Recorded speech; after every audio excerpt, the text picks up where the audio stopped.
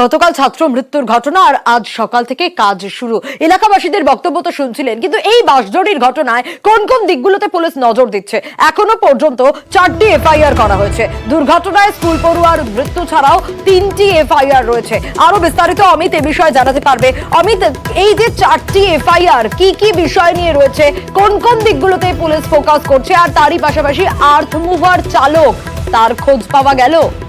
দেখো, প্রথমে জানিয়ে রাখবো, আর্থ রিমুভার চালক, সেই চালকের কিন্তু এখনো পর্যন্ত খোঁজ পাওয়া যায়নি। তার দুটো মোবাইল ফোন সূত্র ধরে তার খোঁজ এখনো চালু জারি রেখেছে কলকাতা পুলিশ। এবং একই সঙ্গে যে মূল যে ঘটনা, অর্থাৎ আর্থ রিমুভারের দুর্ঘটনায় স্কুল পড়ুয়ার মৃত্যুর ঘটনা, সেটিতে যেমন এফআইআর করা হয়েছে।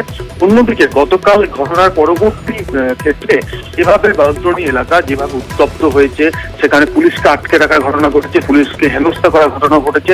এমনকি বাইরে কিছু লোক এসে এলাকাবাসীর মধ্যে উস্কানি বা প্ররোচনামূলক যেভাবে তারা বার্তা ছড়িয়েছিলেন, এবং সেই ঘটনার জেরে দফায় দফায় যে বিক্ষোভ কর্মসূচি হয়েছে, সেই ঘটনায় আরো 3টি এফআইআর করা হয়েছে পুলিশের তরফে। এবং একই সঙ্গে 5 জনকে গ্রেফতার করা হয়েছে, যাদের মধ্যে একজন বিজেপি কর্মী রয়েছেন, রুবি মন্ডল। গতকাল তিনি ঘটনাস্থলে যান এবং সেখানে গিয়ে এলাকাবাসীদের সাথে নিয়ে তিনি বিক্ষোভ প্রদর্শন করেন, পুলিশকে আটকে রাখে, এমনকি পুলিশকে হেনস্থা করারও কিন্তু অভিযোগ উঠছে। সেই জায়গা থেকে রুবি মন্ডলকে গতকাল বিকেলেই প্রথমে আটক করা হয় এবং পরবর্তী সময় তাকে গ্রেফতার করা হয়েছে।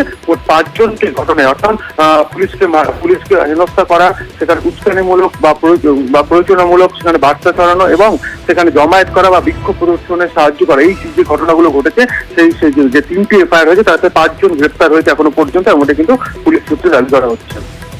বেশ।